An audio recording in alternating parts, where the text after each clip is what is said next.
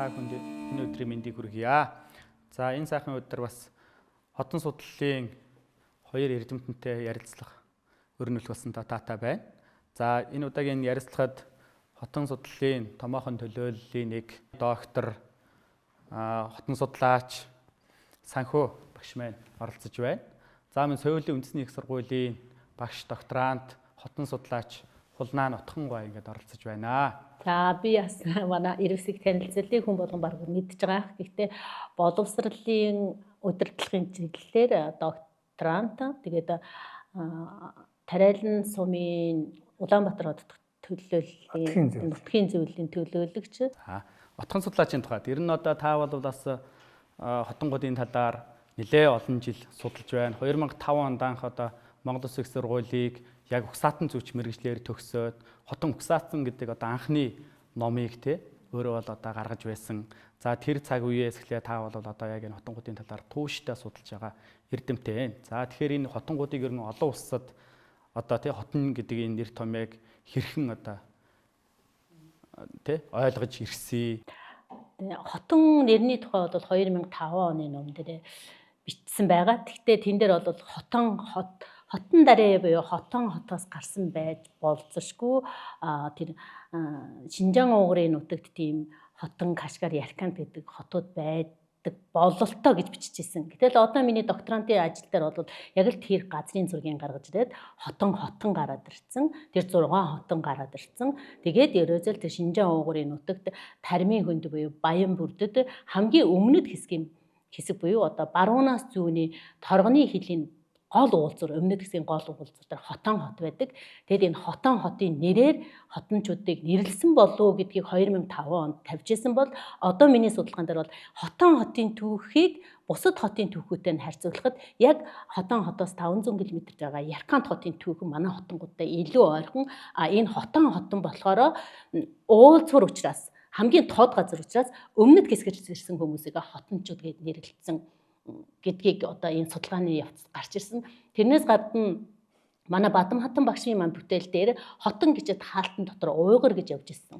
Хэд харагддаг. Тэр нь яг л нөгөө Таримын хөндөд байгаа хотонгуудыг маань уйгарууд гэж нэрлэж ирсэн тэмдэглэлээр яг бичсэн. Одоо л ингээд судалгааны явцад гарч ирж байгаа байхгүй. Тэгэхээр бид нар хотон хотоос ирсэн гэхээсээ илүү Дорно Туркестаны Баян бүрд буюу Таримын хотхороос ирсэн хүмүүсээ. Тэгээд одоо цаашлаад асуулт би тэгээд ямар учиртайг тайлбарлана. Гэхдээ юутаач манай хотон нэр болвол уйгар гэдэг хаалтан дотор явжсан уйгартай холбоотой хотон хотын тэр орчмоос ирсэн хүмүүс юм аа л гэж тайлбарлаад баг болно доо тий. За тэгэхээр таны ярианд үгээ ирсэн гэдэг үгэд автагдаж байна тий. За ер нь бол хотонгууд тэгвэл одоо Монгол нутагт ирсэн цаг хугацаа хэрэг хэдийд юм бэ? Ямар одоо зорилгоор энэ Монгол нутагт ирсэн юм бэ? Энэ цаг хугацаа ер нь түүхчид судлаачдын дунд одоо хэрэг одоо давхцалтай байдаг вэ гэдэг тал дээр. За баярлалаа. Гоё асуулт тавьсан байна. Хотон угсаатны түүхийг ерөөсөө 17 дугаар зууны дунд үеэс ингээд судалсан тийм бүтээлүүд маш их байдаг. Ялангуяа 1715 оноос хойш. Гэтэл одоо ингээд судалгааны ажлаа хийгээд хотон талаар наривчлан судлаа явж хад манай хотонгийн түүхийг судлахын тулд Төв Аз, Евразийг судалж ээж хотон гарч ирнэ. Тэгээд хотонгууд нь ийлийн хөндийгээс аваа судлах юм бол бас л өрөөсгөл хандлага бий болно. Энэ маань одоо манай хотонгуудад үлдсэн байхгүй. Ийлийн хөндөгөөс тариад арчаад ирсэн гэдэг тэр хэсгээс автсан учраас хотонгуудыг дутуу ойлгоод байгаа. Гэтэл одоо яг ингээд судалгааны явцад харахад хотонгуудын өвөг дээдс хаан байна. Хаанаас өвөг дээдсүүд юм бэ? Энэ хотонгны бүр уг гарал нь юу вэ? Ийлийн хөндөгөөс авал тэтэргүй ийлийн хөндөд байгаа тэр Таримын хөндөд байгаа тэр Шинжаан угрын тэр 6 хотод чинь бүх угсаатангууд ингээ холигдсон байгаа. Тэндээс авах юм бол манай хот тэр үеийн түүхээс бол хотонгийн түүхийг бүрэн ойлгохгүй. Тэгээд ингээд хотонгийн түүхийг бүр өвөг дээдсээс нь аваад үзэх юм бол одоо түрэг гаралтай нүүдэлчин монголчуудын хойч үе. Тэгээд бүр хамгийн гоё нь одоо Цагаада хааны угсааг эхийн талаас дамжуулсан хаадуудын үргэлжлэл Чингис хаантай ургийн холбоотой, бүр цаашаа цусан төрлийн холбоотой хүмүүс гэсэн ийм сайхан судалгааны хариу гарч ирж байгаад маш их таатай байгаа та. Маш гоё сонирхолтой хариулт байна. За энэ дээр манай санхүү доктор бас тодруулж хэлвэл юу вэ? Ер нь бол уг гарлын хувьд энэ одоо энэ хин утган одоо докторантын хэлж байгаа бол тэр шинжлэх ухааны үндэстэй. Тэр одоо Орос, Англи, тэр Япон, Солонгос одоо эрдэмтдийн бичсэн тэр түүх хотонгуудын талаар бичсэн тэмдэглэсэн тэр их сурвалжаас бол энэ судалж байна. Бид нь бол тэр Цагаатай хааны тэнд байхад тэр Цагаатай хааны албат болж тэр тармин хөндөд тэнд амьдарч байхдаа тэндээс одоо энэ буддын шашин, мусульман шашин, бөөгийн шашнуудын бүх тэр шашнуудыг тэнд байхдаа манай хотонгод сурч өнөөдөр ингэж энэ хүртэл ингэж авч ирсэн. Тийм ба. Энэ саяхан би бас нэг зүйлийг дутуу хэлчихлээ л дээ. Хотонгуудын түүхийг яг өвөг дээдсэн авч идэх юм бол түргийн үеэс авч идэж байгаа. Түргүүд одоо 552-аас 745 оны хооронд одоо Монголын Алтан нурууны бие хаваар нүтгэлээд нэг хэсэг нь Алтайг даваад одоо Шинжаан уугуурын Турфан хаваар нүтгэлж ирсэн. Тэгэд энэ одоо хоорондоо баруун зүүн болж хуваагдаад Алтай дээрээ баруун зүүн болж хуваагдахад тэр түрэг дотор Тогууз Огууз гэдэг овг байсан. Тэр Тогууз Огууз дотроо 8 аймагтай 8 аймгийнх нь уйгур байсан. Тэгээ түрэг ингээ хүчин сулраад ирэхэд уйгур одоо хүчрхэг болж гарч ирээд одоогийн Монголын газар нутаг дээр Орхон сэлэнгийн хаваар нүтгэлж ирсэн байна. Тэр нь 744-өөс 840 оны хооронд тэгтэл Инсэ мөрөнд байсан киргизүүд одоо хүчрэгжиж бас уйгуруудыг түлхэж эхэлсэн. Ингээд уйгурууд 11-р зууны үед киргизүүдийн одоо товтлогоноос зайлсхийж Алтайг даваад одоогийн бүгд найрамд хятад ард тусан Шинжаан уугрын нутаг тэрийг түүхэн Таримын хотгор, Таримын айсав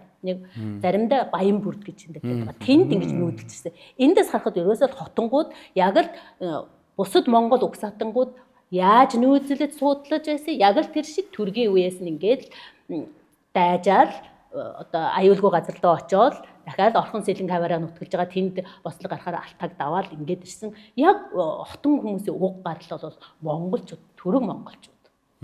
За тэгвэл саяны яг ярианаас ингээд ерөнхий яг ийм цаг хугацаа байна. Тэгвэл яг нөгөө Өвс нуурын айс авд ирсэн он цаг Та хэлгүй. Одоо тэр ярхиантаас чинь тэгээд тэр хотон хотыг эзлээд элийн хязгаарт авч ирсэн хотонгууд тэнд их хэмжээний газар тариалан, услахаатай газар тариалан хөгжүүлсний дараагаар одоо Галдан хаан чинь Манжи хааны эсрэг одоо тэмцэл хийж Манжи хааныг одоо Монголыг Манжи хаанаас хамгаалахаар цэрэг их хэмжээний цэрэг зөвлөд цэрэг дайны бэлтгэл хангахын тулд өргөн удам газарт газар тариалан эрхлэхээр 1683-аас 82-аас 83 онд ховдын хязгаарт хотонгуудыг нүүлгэж ирсэн. Элийн хязгаараас. Тэр хотонгууд ирээд энэ ховдод бол ховд хотыг байгуулсан. Ховдуудыг байгуулад тэрэнд тэгтээ ирэхэд бол зүгээр нэг л улаан харгантай их гол устай газар байсан. Тэгээ Галдан хааны байгуулсан одоо 3 дахь хот нь бол тэр Гулд сайныг Гулд хот, Хайнаг хот, Ховд хотыг чинь Галдан хаан үүсгэн байгуулсан. За тэгээд тэр тэнд их хэмжээний газар тариалан тариалуулсны дараагаар дахин энэ Өвс нуурын айс авын Хархиран улс. Хархиран улсад одоо Хархиран голыг ашиглаж их хэмжээний газар тариалан ашиглах тийм боломжтой байна гэдэг нь судал тогтоосон үндсэндээр 1685-аас 86 онд Ховдоос хотонгуудыг Галдан хаан нүүлгэж ирсэн. Өвслөө. Өвсын энэ Хархиран салбар ус. Хархира тэлийн Өвс нуурын айс аваад юм да. Энэ Хархираг ерөнхий Өвс нуур хүртэлх тэр их өргөн удам тариалын нь аж ахуй бүгдийг Өвсын айс аваад ирж нэрлэдэг. Тэгээд Өвс аймгийн тариалын сумын тэр Хархиран голд авчираад Хархиран голоос 43 км-ийн руу яасан. Шуудуу татсан. Шуудуу татсан. Тэгээд тэр шуудуу бол одоо гүн бол бараг метр 52 метр гүнтэй. Хаагур гарах уу гэж яаж мал хараанд одоо 100 намарт нөхтэй. Бочгтын гатлаг хаагур нь гаагуу байна гэж яаж хүмүүс малаа ингэ тууж гаргадаг байсан л да. Тэгээд тэр Галдан хаан ингээ тэнд их хэмжээний газар тариалны ямар ч одоо үйлрэлт одоо цэргийнхаа хоол хүнсийг одоо бэлтгэх бүрэн хангамжтай ховдын хязгаар одоо Өвсын хязгаараас одоо их хэмжээний хоол хүнс, сэргэн хоол хүнс бэлтгэлтэй болгочоод тэгээд юу яасан да. Тэгтээ энэ хотонгийн түүхийг ингээ ярихад би нэг ганц юмыг одоо тодруулж хэлэх зайлшгүй шаардлагатай байна. 1697 онд Галдан хаан чинь тэр хотонгуудыг тэр элийн хязгаарт авч ирчээд зарлиг гаргаад хотон хүмүүс их засаг хууль байсан шүү дээ. их засаг хууль дээр тэр их засаг хууль дээр зарлиг гаргаж хотон хүмүүсийг одоо жирийн иргэдийн адил эрхээдлүүлж ойрдүйтэй болон бусад монголчуудаа гэр үүдхүүлэхийг зөвшөөрсөн. Тэгээд өөрийн цэрэгт явах, мал аж ахуйн эрхлэх. Тэгээд хотонгууд бол тусгай юм энэ чалууд тэгээд өөрийнхөө мал аж ахуй газар тариалангийг хариуцсан. Уул овоо шүтлгийг хариуцсан. Тэгээд хатны одоо хамгаалт одоо хатны одоо тийм цэрэгт хүртэл бүү зэвсгээ хүртэл итгэж хийлгэжсэн. Тэгээд тийм итгэлт алуут нь энэ чалуут нь болж ясна л да. Тэгээд ингээд Галдан хаан чинь одоо ингээ хархирангууд их хэмжээний улсгаатай газар тариална ажиг ургас авсны дараагаар тэр 1692 онд чинь одоо Манжи хаантай тэмцэхээр ингээд ийм ийшээ төв халахын зүг рүү одоо төвсгөлээр дамж идэв 1692 онд дайнд мурдсан. Тэгвэл тэр сэртгэрийн хөдөөд тэр төмөн зэрэг тэр дүмэн зэрэг гэлээ их олон мянган зэрэг гэсэн тэр тоолохгүй олон төмөн зэрэг жагсаагаад одоо их том аваад дахиад явсан эцэг нь яргам цүгээр дахиад тэгээд сүүлдээрээ босгаа тэгээд дайн тэндээс ингээм модоо явсан. Тэгээд модоо явахт нь бол бас тэнд бол хотон зэрэгүүд оролцож явсан. Энэ дээр миний нэг тодтгсон зүйл гэдэг. Яг одоо тэр ийлийн хөндийгөөс түүхий ярьчлаа шүү дээ санкууд. Ховдод очоод ховдоос одоо энэ Улаангомд ирээд одоо тариалангийн бошигтын яг анхны одоо шууд өгсөн хүмүүс ерөөсөө язгууртан гаралтай хотонгууд. Энэ бол мөшгсөөр байгаа. Энэ хотонгуудыг цэргийн хотонгуудтай нь хойлж байгаагүй. Энийг Солонгон Галдан бошигтын тухай бичсэн номон дээр бас дуртагддаг юм байна. Гадаадын судлаачдын битүүлдэг бас гарч байгаа. Анхны язгууртан хотонгуудыг ерөөсөө юу тач хойлж байгаагүй. Тэгээд чи 20 орх гэж байгаа байхгүй юу? 20 орх чинь ойролцоогоор 300-аас 420 хүн байгаа байхгүй анхны хотонгууд. Яг Якантын Исмаил султаны язгуурт. Тэгэнгүүтээ эндээс хотоос авчирсан хүмүүсийг нийлүүлээд яг нэг 1000-аас 1200 хүн анхны одоо бошигтын голыг татсан хүмүүс байсан гэдэг. Дараа нь тэр Санку докторийн ярьж байгаагаар тэр юунд оролцсон хүмүүстэй. Ерөөсөө тэр хотонгуудыг холж байгааг энд нэг баримт хүүч яриаг хэлчихэ. Ягаад гэхээр тухайлбал бушигтын бүхүүд бол одоо тэр язгууртан гэдэг дээр бол энэ саяныхаа докторатын хэлж байгаа. Дувааны одоо энэ ламжаавын аав одоо дээд өвгөн дуван гэж хүн байсан. Дувааны тэр одоо түмэн надуурж ирээд бушигтын бүхийг угаад ус таслаа. Тарианы ус тасалчлаа гэж одоо ингэж ярьж байсан түүх өнөөдөр хүртэл байгаа. Тэгээ бушигтын уулын тэр их гүнзг усыг ууж таслахаар зэрэг кичэн их адууртаа баян танс хүмүүс байсан. Тийм дээрс бас айгуу гоё. Тэгээд би бас ингээл хотонгийн түүхийг ингээл уншаал ингээл олон юм уншиж байгаа шүү. Тэгэхэд энийг одоо ингээд тийм мэдрэмж төрж байгаа. Тэр юу вэ гэхээр ерөөсөө л Галдан бошигт хаан тэр тэнгэр бол теншины нуруу гэдэг чинь хасар сайхан өндөр нуруу байгаа шүү дээ. Тэрэн шиг яг адилхан хархиран голын мөнгө цастай хархиран голын дэргэд. Тэгээд одоо ийлийн хөндий гэдэг чинь үржил шинтэй. Тэгээд жижиг салаас нь хасар голон голтой. Тэрэн шиг нь яг ийл гол шиг хархиран гол. Хархиран голоосоо тэр нутагтай байсан шиг олон салаа татхыг одоо тэр хүмүүс нэгэд дурсамжийн болгож байгаа ч юм уу тэр уламжлалын сэргээх гэсэн юм уу бошигтын голын татуулсан. Тэгэхээр энэ Галдан бошигт гэдэг хүн одоо энэ маш талархмаар энэ сайхан хаан энэ хотонгууд чинь ерөөсөө л Цагаадан хааны угсааг залхамжлагч шүү дээ. Исмаилийн хооч үе шүү дээ гэж бодож явсан учраас тийм сайхан хүндэтгэл үзүүл, тийм сайхан байгальтай газар, тийм сайхан ус уул тэгшэрсэн газар авчирсан юм болоо гэсэн тийм мэдрэмж төрчихсөн тийм. Ер нь бол санал нэг байна. Тэгээд цааш ирүүлж ярих юм бол тэр 1692 онд дайнд ингээд төв халахын нутгүй Монголын нутг рүү л та. Тэгээд ингээд хөвслэр замжаа явахтаа тэгээд тэгээд замдаа олон хот суурнууд гээзлээд яваа тэгээд 1697 онд 100 модны тулаанд энэ одоо Улаанбаатар хажууд байгаа 100 модны тулаанд Манжи хааны одоо 5 замын их том зэрэгт бүслэгдэж одоо ялагдл хүлээсэн. Тэгээ Галдан хаан ингээд бүслэлтэнд орцсон байхад нь одоо Ану хат нь юу яасан л да. Тэрийнхээ нөгөө хотон цэргүүд нөгөө ануу хатны хамгаалагч бүх арын адуу гэрээний гэж хамгаалдаг хүмүүс дандаа хотон цэргүүд байсан. Тэр хотон цэргүүдтэйг удирдах оролдоод Галдан хааныг бэлтгэлээ сэтэлж гаргаж аваад тэгээд ануу хатны ингээд шархтаад тэгээд ануу хатны шархтахаар зэрэг нөгөө охин тэнтэй хамт ануу хатны нөгөө бие хамгаалж хотон цэргүүд нь ануу хатны шарлыг аваад ингээд бэлтгэлээ сэт зогч гараад замдаа нэ Араан аймгийн хотон суманд ирж орш ануу хатныг оршуулж тэнд хамгаалагчаар нь тэр одоо тэр Орос улсын дараа сахиулаар үлдсэн хотонгууд бол одоо энэ Араан аймгийн хотон сумд одоо хотонд гэдэг нэртэй сум өнөөдөр хүртэл одоо ингээд бас түүхэн нэг дурсгал баримтлал юм л да. Баримт. Тэгээд тэр хүмүүс Галдан хаан ингээд Манжи хааны цэрэг араас нь гүйж аваад урхан гол үерлж яхад бол хотон хүнээс юмд өөртөөс нь амаал хумаал гэдэг судраг уншаад тэр үерэг тэр их үерт богдоод ялагдах төгсөөсөн цэргүүдийг тэр үерийн одоо ингээд гайгүй болгож тэр Галдан хааны цэргийг аварч ингэж явуулж асан бас тийм сонь төв байдаг л сонирхолтой.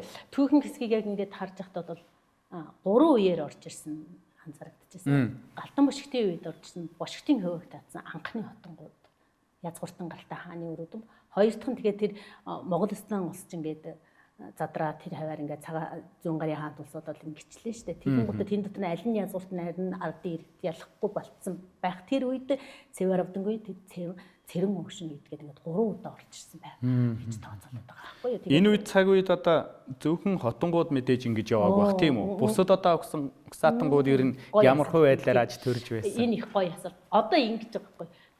Монголчууд нүүдэлчин монголчууд гэдэг байгаа шүү дээ. Төрөг монгол нүүдэлчин.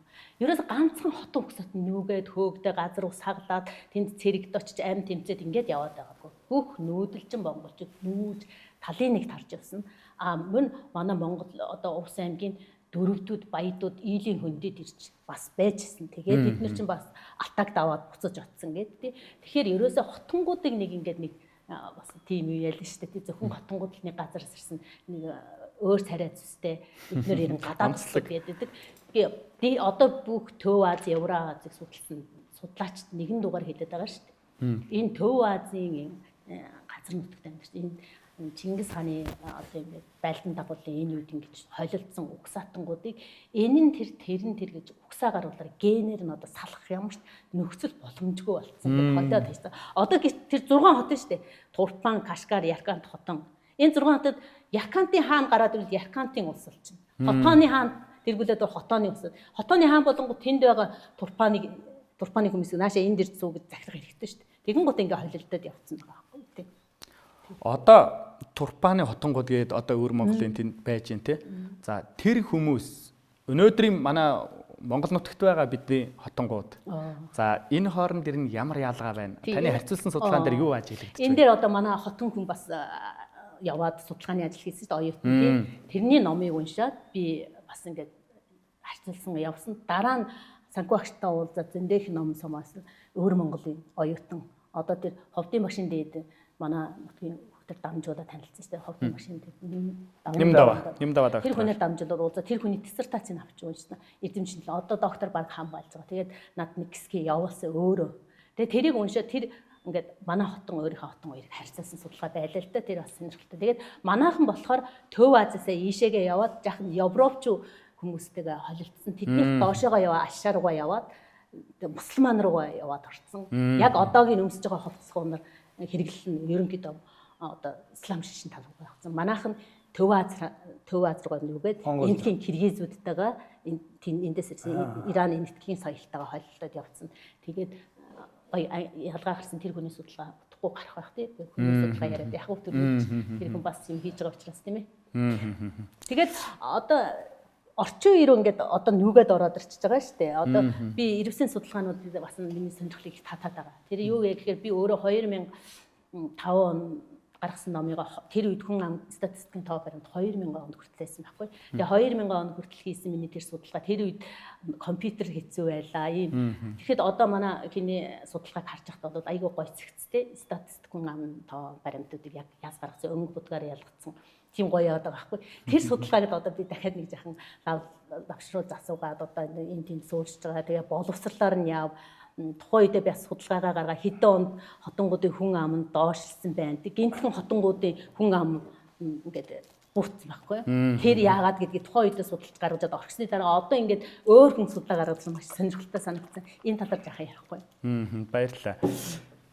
За бид бүхэн яг энэ нэг эрдэмтлийн хурлууд зохион байгуулах хүрээндээ бас нэг тодорхой богино цаг хугацаанд нэг сэдв аваад ингээд судалгаа хийж бол үзсэн. За тэн дээр яг нэг хотонгуудын яг Монгол нутагт байгаа суурьшил нэр нь хаагуур байгаа. Яагаад тэнд очиж суурьших болсон тухай асуудлыг хөндөж үзсэн. За нийт хүн ам талаараа бол ингээд одоо албан ёсны тоо бол за сая манай санхүү багш хэлсэн шиг нэг 22-30 хэд он ингээд тооллогуудын мэдээлэлүүд бол байгаа.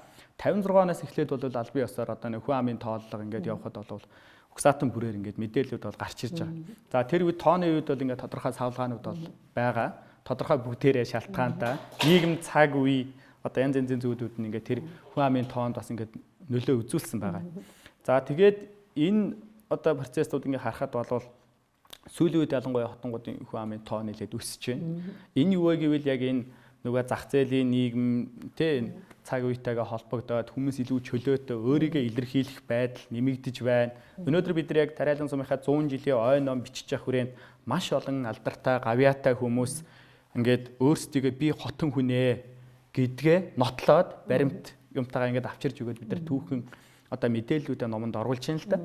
Энэ мэтчлэн хүн амын тоо бол ингээд өсөж байгаа. Тэгээ бид бүхэн яг хамгийн сүүлд ингээд угсаатныхаа яг ингээд хотон гэдэг угсаатнаар хүн амын тоо гаргаж үзэхэд 2025 оны 1 сарын байдлаар бол 17,000 орчим хүн гарч ирж байгаа. Тэгээд Монгол нутагт бол одоо бүхий л аймагт аж төрж амьдарч байна. Тэр 1950-ад оноос эхлээд нэг тодорхой хэсэг яваад дараа нь бол бүр энэ 1970-ад оны үед бол одоо нэг сангийн аж ахуйн үнүүдийг хөгжүүлэх энэ үед бол одоо тийм жишээлбэл уус нутагт одоо тодорхой тооны хүмүүсээ төлөөллүүд очоод Сэлэнг аймгийн баруун бүрэн сумдаж юм уу тэр бүр Дорнод аймгийн тэр хөлбөмбөр орчимдож гэдэг юм уу тийм тэгээ ингээд Дархан Сэлэнг Эрдэнэт гэдэг ингээд маш олон газруудад хүмүүсээр ингээд суурьшсан. Тэгээ тэрийгээ дагаад өнөөдөр бол ингээд бас бүр олон сумуудад ингээд тархан суурьшиж амьдарсан байна. За манай санхүү багш яг ер нь бол яг өнөөдрийн энэ хотонгуудын соёл шашинтай холбоотой асуудлыг зөвхөн одоо ингээд тэр амьдарч байгаа аж байдал дотроос судлаа зогсохгүй өөрөө бол яг одоо энэ хотонгуудын түүх соёлтой холбоотой ойрхон байж болох үсттэй аж төрж байгаа тэр бусад угсаатнуудыг маш их судалсан. Өөрөө бас 20 гаруй улс орноор явж тэдний зан үйл амьдралын хэв маягтай танилцж тэгээ тэр дундаас бидний одоо хотонгуудаа ийм зүйлээрээ ялгаатай ийм зүйлээрээ ойролцоо байна гэдэг зүйлүүдийг бас их харгаж тавьсан бид бүхэнд илүү те олон зүйлийг баримжаалах ийм одоо ойлголтыг өгсөө гэж хардаг. За одоо та хоёр маань бас нэлээд сайхан тодорхой зүйлүүдийг хэлж өгч байна. Саяны ярьсан тэр нүүдэл сүйдэл гэдэг дээр би одоо отхон доктороос илүү тодорхойлоод ер нь бол нэг Монгол нутагт ирсэн юу тэр ус нуурын айс сав тий. За тэр цаг үе рүү орвол та бас нэг тодорхой он цаг хугацаатай таймлаад хэлвэл. Одоо тэр Таримын хөндөд нөгөө Ийлийн хөндөд ирлээ гэжсэн шүү дээ. Ийлийн хөндөд 1679 онд Исмаил гэдэг одоо цагаадаа хамгийн сүүлийн хаан нэг тэнд аваачд орхичоод дахиад Галдан бошигт 1680-аас 82 оны дахиж дайтаад хотоос хүмүүс авчирсан. Хотоос хүмүүс авчирхтан энэ бол нэг судлаачийн юу одоо магадгүй гэсэн нэг нийтлэл байсан. Тэр нь юу гэхээр Исмаил Султан тэртэргүй цагаадагийн удмын хаан учраас тэр хүнийг явуулах нь тодорхой. Тэгээ тэрийг Турпан руу явуулсан. Турпан руу Исмаил явахдаа өөрийн одоо хамжилгын өөрийнхөө одоо захирж өгсөн хүмүүсээ Галдан бошигтд өгөхдөө чи ийм үржил шимтэй газар Ийлийн хөндөд тариа гэсэн саналыг өгсөн байх магадaltaй гэж бичсэн байт. Тэр аюу амьдралд аюу ойрхон байсан байх байхгүй. Тэгээд ингээд Турпан руу Исмаилыг явуулсан. Тэгээд ард иргэд нь тэнд үлдсэн. За тэгээд бас нэг гоё мэдээ. Энэ юу вэ гэхээр Галдан бошигт 1684-өөс 85 онд Сайрам Бухар руу явж дайта тэндээс хүмүүс авчирсан. За энэ бол бас л номныхоо хуудастай хэлэхэд бэлэн байна. Янаас Орсын ном дээр гарна. Спенсер гэдэг бас 10-ны орны судлаачийн докторийн бүтээлтэй байгаа. Японы судлаачийн докторийн бүтээлтэй англи хэл дээр бүтээлтэй гарна. Тэр одоо миний судалгааны бүтээлтэй гарвал та нар дэлгэрүүлээ харж болно. Тэр хүмүүсийн бүтээлтэр яасан бэ гэхээр энэ сайрамаас авчирсан Бухар сайрамаас авчирсан хүмүүс Ийлийн хөндөд ирээд тэгсэн чинь манай Монголын харамсалтай манай Монголын хотгонгийн талын ном дээр Бухараас ирсэн хүмүүсийг одоо газар тариалангийн ажлыг нухлуулдаг байлаа гэж бичсэн байгаа байхгүй. Гэтэл тэр судлаачдын бүтээлд нухлуулах нь битгийгэл тэр бухаарчууд чинь айгүй өндөр боловсралтай перс хэлтэй түрэг хэлтэй тэгээд дорно Туркестан зүүн гарын хаант улсын эдийн засгийг хариуцдаг хүмүүсээс. Эдийн засгийг гол зангилаа худалдаа гэж Орос мэдээ хятадуудыг холбож өгдөг. Тэгээд бүр Галдан бошигтын дараа Цэрэн Аравдан хаан очихдоо Цэрэн Аравдан хаанд бас тэр одоо сайхан Цэвэн Арав. Тэгсэн Цэрэн Аравдан тэр бухаарууд газараа шагнав гэж бичсэн байгаа байхгүй.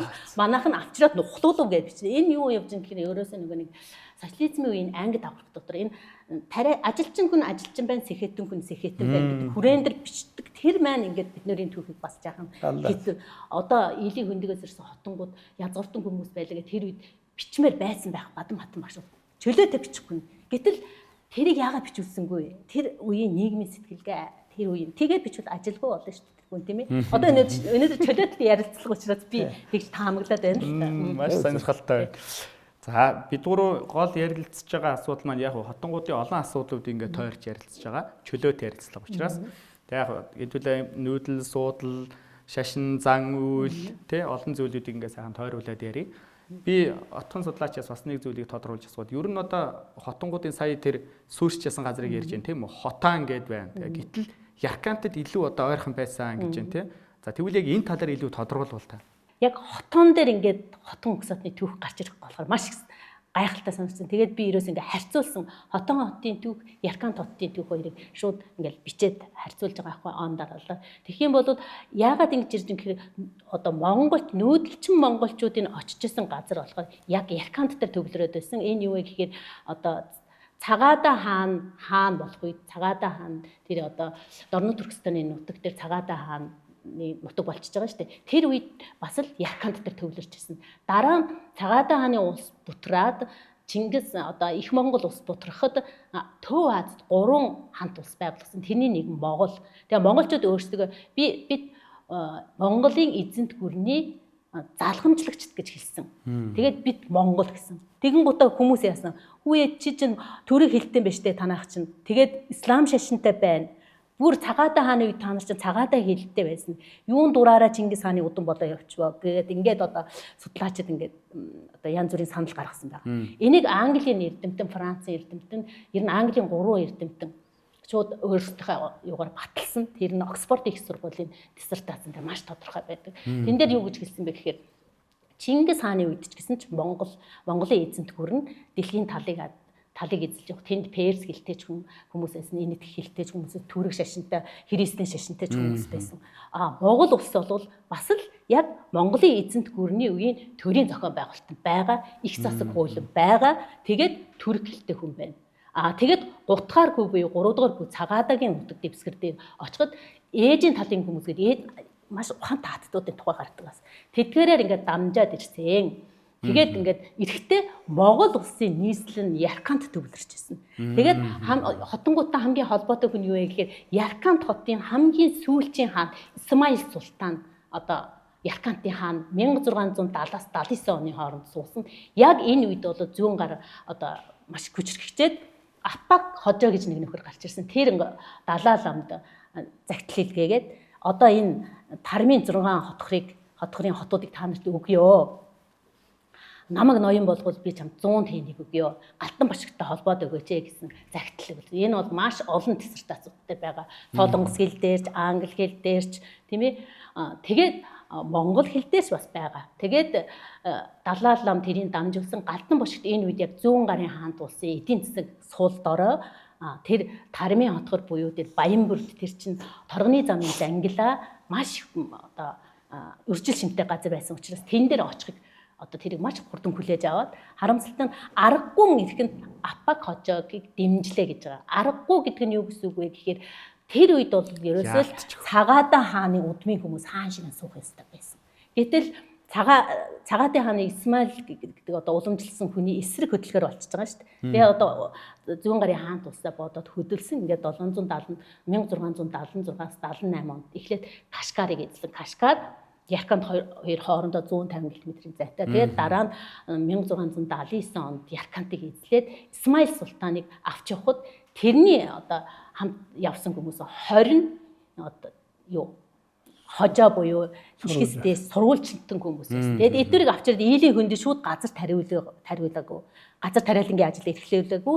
Ийлийн хөндөгөө жаахан зайтай орчих гуйлд сумын дэргэд авчирч тэднийг түр саатуулсан гэж байгаа. Тэгээд ингээд Орос номон дээр энэ бол Казахстаны түүхийг судлах номын 70 дугаар хуудсан дээр 487 дугаар хуудсан дээр гардаг. Бүр цээжилсэн. Ягаад гэвэл язгууртан гаралтай хүмүүсийн гут би өөрөө хотон хүн учраас шууд тэрийг ингээд хөөгөө явж байгаа. Тэгээд яг энтэй адилхан диссертацууд англи хэлээр явж байгаа байхгүй юу? Судалгааны ажлууд. Тэгээд ингээд тэр хүмүүсийг тэнд саатуулсан гэх. Тэгээд юу тэр гуйлд сумын тухай дахиад судалж байгаа. Гуйлд сум ямар сум байсан бэ гэх бас нэлээд олон судалгааны бүтээдүүд байдаг юм байлээ. Тэн дээр болохоор алтан дээвэртэй сум, мөнгөн дээвэртэй сум гэж байсан. Тэгэд энэ хожуу зүүн гарын хаант ус мөксний дараа тэрийг газартаар тэгшилсэн гэдэг зүгээр газрын зурган дээр нэг том талбай байгаа гэж байгаа байхгүй юу. Тэгээд ингэхээр манай хотон хүмүүс аягүй хувьтай хожоо гаралтай. Хожоо гэдэг чинь шашин төрийн тэргүүн хослон баригч төрийн одоо төр захиргааны ажлыг хариуцдаг хүмүүс байсан. Тэгээд тэр хүмүүс нь очоод тэр сүмдэр байрлаж ирсэн байгаа. Хотон угсаатнууд ер нь өнөөдрийн хүртэл энэ олон одоо он жилүүдэд өөрсдийнхөө одоо шашинны зан үйлийг маш сайн одоо авч үлдсэн ард түмэн. Дээрэн урлаг сайхан гэж зүйлүүд байна л та. Тэгэхээр сая маань санхүү доктор маань хэлж чинь одоо тэр ислам шашин гэдэг. За гэтэл одоо бид нар ч бас ислам, буддийн, бөөгийн ийм хосолсон шашинтай ард түмэн байна. Багш одоо бас нэг зүйл байна. Энэ за Молдоо нар ер нь бол одоо яг олон байна. Тэгээд ер нь яг энэ зан үйл хийж байгаа хүмүүс манай хотон Молдоо нарын энэ хийж байгаа зан үйл нь бас их тусгал сайтай байдаг юм. Тэгэхээр ер нь хотон Молдоо нарын энэ ном хийж байгаа зан үйл нь ер нь бол хүнд аюул их сайн тусгалтай байгаад. Энийн ер нь нууц нь юу байна? Чаан тодорхойлоо. За энд бол хотон Молдоо нарын Молдын ном хүч болдог 3 нар байна. За нэгдүгээрт нь бол овоо тахилгын үедээ хонхоо хартуулга энэ өндөр уулын орой дээр тэр өндөр уулын орой дээр тэр чинь их бүх одоо байгалийн одоо бүх энерги хүрсэн газар лава авч байна. Тэр лава авснаар бол тэр хотон хүний тарин амьлаад тэр нь бол хүнд үйлчлэх тийм агарын нар сар агаар утга гаргийн тэр энерги нэгдүгээр тэр лава хүйтэнд ирнэ. Энэ чэйжэнд нөлөөж Молдоо өөрөөсөө нэг чашгаалаад. Хоёрдугаар хараг нь болохоор зэрэг байна штэ. 15-ны сард. Бюкс урсан ном маань одоо уншаад усан жилээгээд Молдоо бол хажууд нь багсан сууж байна. Тэгээд жилээлгээ дуулгадаг байхгүй. Тэгээ гэрэм хой талын сүйдэрт ингээд мөнгөн аяганд юм шаас аяганд ус хийгээд тэгчээ нөгөө нэг чашгаал уншаад үлээ нэг чашгаал уншаад 13 чашгаал уншаад үлээгээ тавиндаад ирэхэр зэрэг тэр ус чинь хөдөлдөг байхгүй. Тэгээ хөдлөөд ирэнгуут нь. За энэ бол бүр тэр зэрэг. За тэгээд 3 дахь хараг нь болохоор зэрэг одоо галтай байна. Тэр гал төрчээ тэр гал дотор ингээ нөгөө зоосон ингээ талаагаад нөгөө уснараа таринд шигээ тэгээд уудаг. Ийм 3 арга байна. Тэгээд одоо энэ хотон чашгаад энэ хотон тарныг бол би одоо их олон юмд одоо туршиж ирсэн. Ялангуяа энэ ёо одоо Европ, Америк одоо энэ бүх твэд бол одоо би өөрийнхөө жишгээд одоо тэр эмнэлэгд секонд асан хүмүүст бол шууд уншаал зүрхэн дээр тавиал уншихад бол босаал юм. Би олон гүн дээр одоо турсан.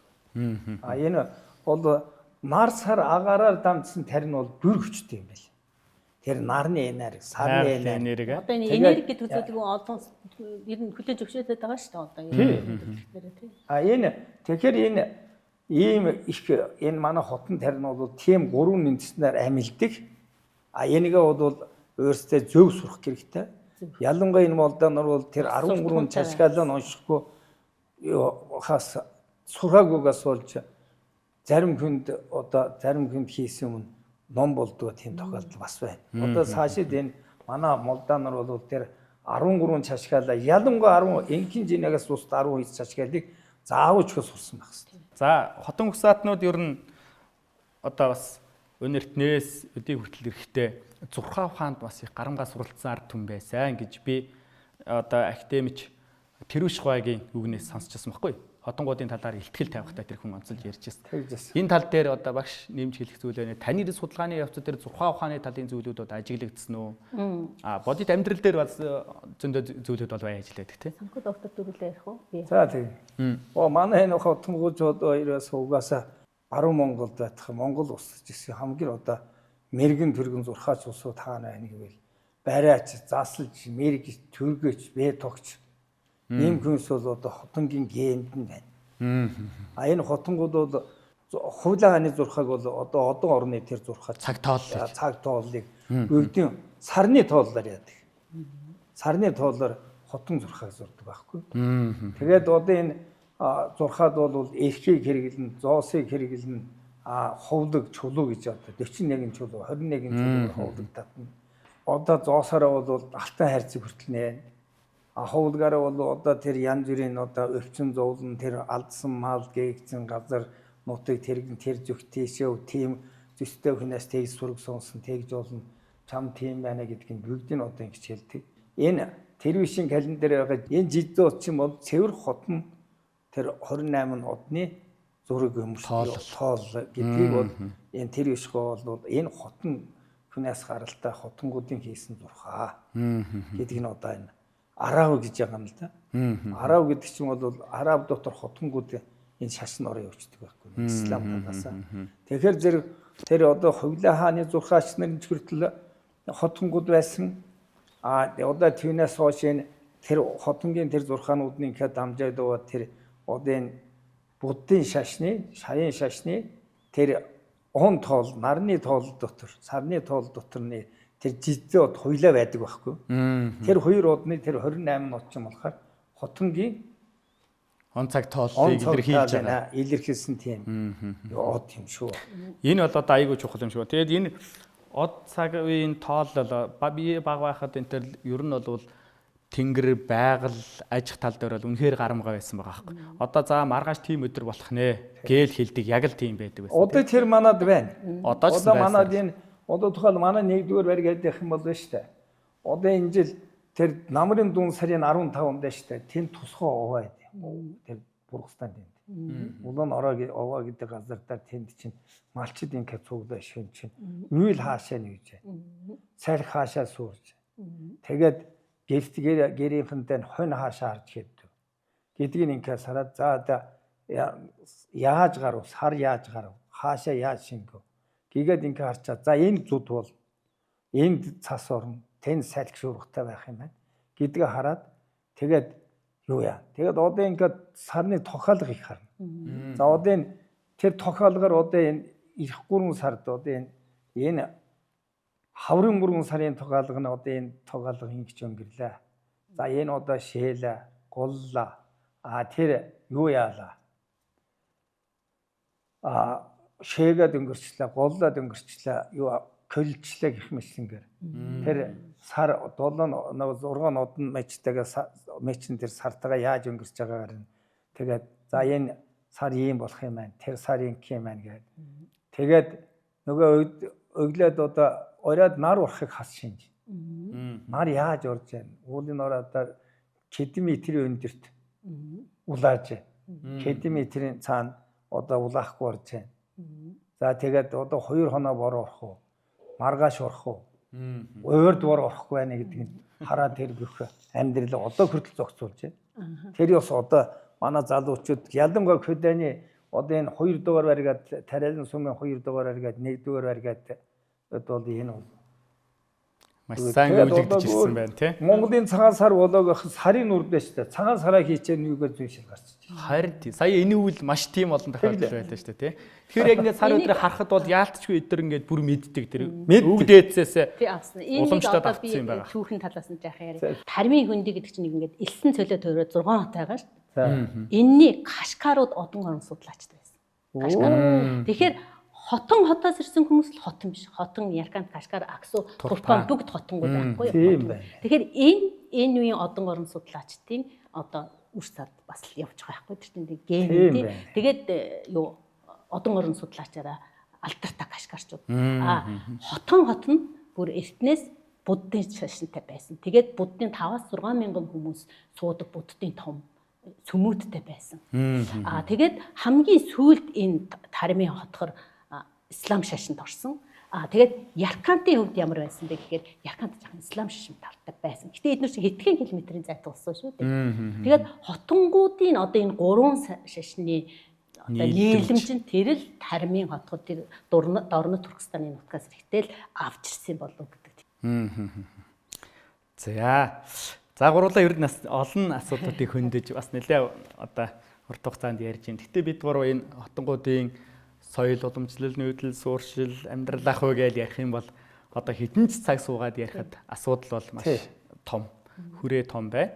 За тэгээд энэ удаагийн энэ ярилцлагаараа бид бүхэн болвол ер нь бол одоо хотонгууд хаанаас үүсэлтэй, ямар усаа гаралтай.